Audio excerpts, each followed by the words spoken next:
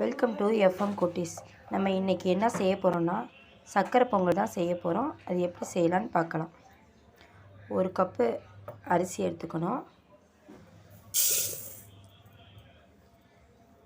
அந்த கப்லேயே சிறுபருப்பு அரை கப் எடுத்துக்கலாம். இப்போ ரெண்டுத்தையும் சேர்த்து நல்லா வாஷ் பண்ணி எடுத்துக்கலாம் 2-3 தடவை. ஸ்டவ்வில் குக்கர் லைட்டாக ஹீட் பண்ணிட்டு அதில் ஒரு ஸ்பூன் நெய் ஊற்றணும். இந்த நெய்யில் நம்ம அலசி வச்சுருக்க பருப்பையும் அரிசியும் நம்ம வறுத்து எடுத்துக்கலாம். லைட்டாக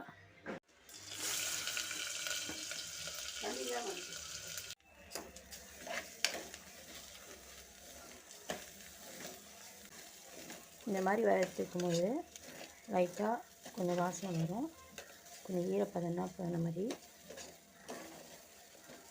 ஒரு 2 minutes 3 minutesக்கு இந்த மாதிரி வறுத்து எடுத்துக்கோங்க.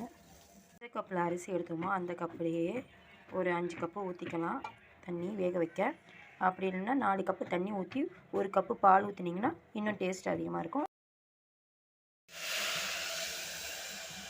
5 கப்பு தண்ணி ஊற்றியாச்சு.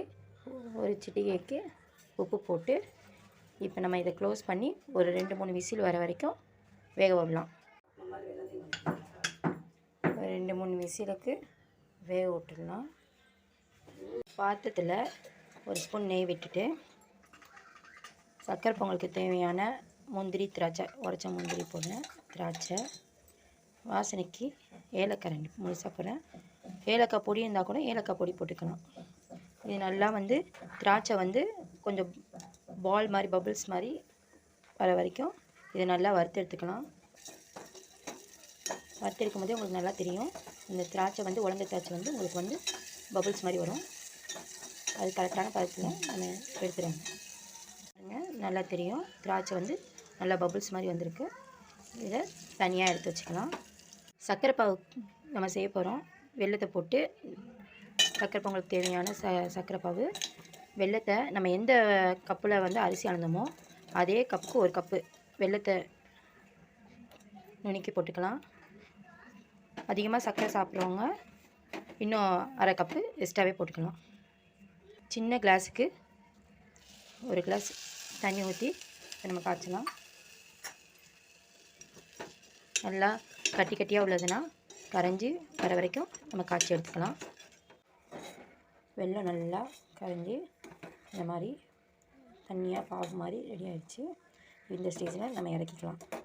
இந்த மாதிரி ஃபில்டர் வச்சு அந்த வெல்லத்தை வடிகட்டிக்கலாம். ஏன்னா வெல்லத்தில் நிறையா மண், தூசி இந்த மாதிரிலாம் இருக்கும். அதனால் வடிகட்டி செய்கிறது நல்லது. சாதம் வெந்துருச்சு. இன்னும் அது குழஞ்ச மாதிரி வேணும்னா நல்லா கரண்டியை வச்சு நல்லா நம்ம நச்சு விட்டுக்கலாம். அப்போ தான் சர்க்கரை பொங்கல் நல்லாயிருக்கும்.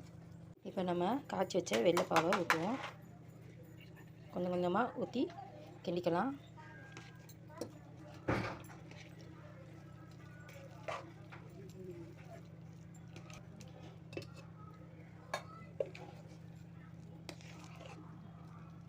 வறுத்து வச்சுருக்க ஏலக்காய், முந்திரி, திராட்சை எல்லாத்தையும் போட்டு நம்ம கிண்டி விட்டுக்கலாம். அப்படி போட்டு தேங்காய் போட்டுக்கோங்க. அரை முடி தேங்காய், துருவின தேங்காவை இதோட போட்டு இன்னும் நல்லா கிளறி விட்டுக்கலாம். எல்லாத்தையும் போட்டு கிளறிட்ட பிறகு கொஞ்சம் நேரம் அடுப்பில் வச்சு கிண்டிக்கலாம்.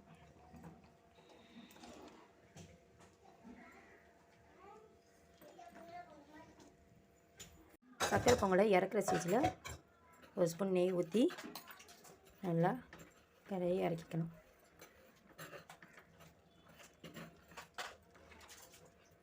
பொங்கல் இப்போ ரெடி ஆயிடுச்சு. இதை சர்வ் பண்ணலாம்.